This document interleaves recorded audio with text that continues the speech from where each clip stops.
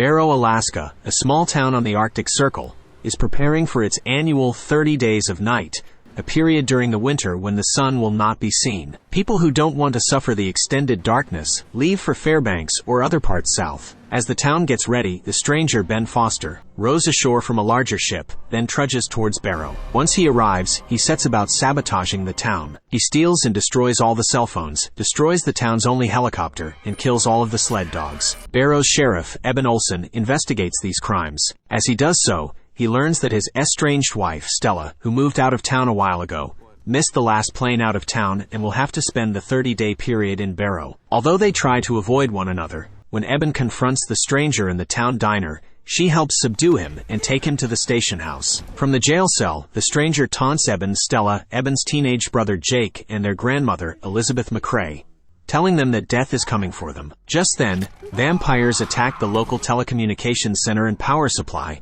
rendering the town dark and cut off from the outside world. Eben goes to the telecommunications center and finds the operator's head on a pike. He and Stella then go through town, trying to find the ones responsible for the gruesome crimes. Meanwhile, the vampires, led by Marlow, attack the town. Marlow speaks in an ancient guttural language. The other vampires shriek. Unless they are shot in the head, bullets are useless against them, and they slaughter most of the town, including Eben's grandmother. Those who survive congregate in the diner. The vampires attack Eben and Stella, but Bo Brower, the local snowplow driver, rescues them. They too go to the diner. Everyone decides to go to the boarded-up house of someone who had left town earlier that day. The house has a hidden attic where they will be able to hide. Marlow finds the stranger in the jail and, taking mercy on him and thanks for his work on the vampire's behalf, kills him quickly. Marlow orders the vampires not to turn anyone into a vampire.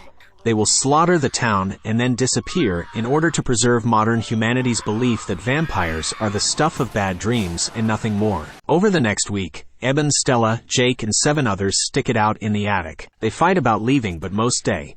Only Wilson and his senile father, Isaac, are lost. Eben ventures out to try to help a stray survivor and learns that beheading the vampires will kill them. When a blizzard hits, Eben and the others use the whiteout conditions to make it to the general store. There, a young girl vampire attacks them, wounding one of them. The whiteout conditions end, preventing them from making it back to the abandoned house.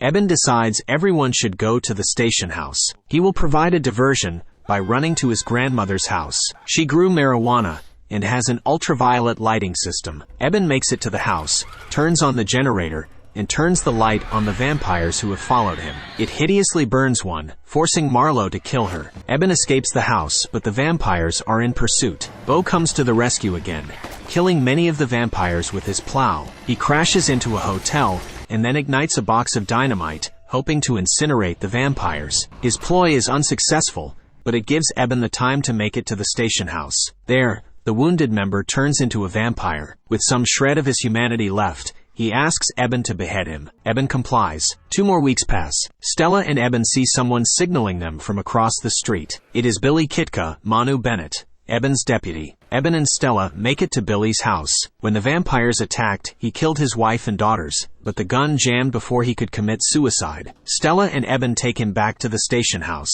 There they learn that the others have made it to the Utilidor, a power station that controls the oil pipeline, the only structure that still has power. Eben, Stella, and Billy begin to sneak towards the Utilidor. Stella stops to rescue a young girl who is being stalked by a vampire. Eben and Billy try to distract the vampire, while Stella gets the girl to safety. Instead, Billy and Eben are separated. They both eventually make it to the Utilidor, but a vampire follows Billy. Eben is happy to see the rest of the survivors have made it alive. The vampire attacks Billy, ripping into his neck and cutting off his hand. When the vampire attacks Eben, Billy knocks it into the gears of the Utilidor's pump, disintegrating it. Eben then kills Billy before he can turn into a vampire. The sun is due to rise in a few hours. The vampires decide to incinerate the town to cover their tracks. Stella radios to Eben that she and the young girl are hiding under an abandoned truck, the flames rapidly approaching them. Realizing he cannot beat the vampires as a human, Eben injects himself with Billy's infected blood so he can fight them as a vampire. He and Marlow fight a vicious battle, and Eben wins. Leaderless, the other vampires disappear. Stella takes Eben to watch the dawn. She holds him in her arms as he is incinerated.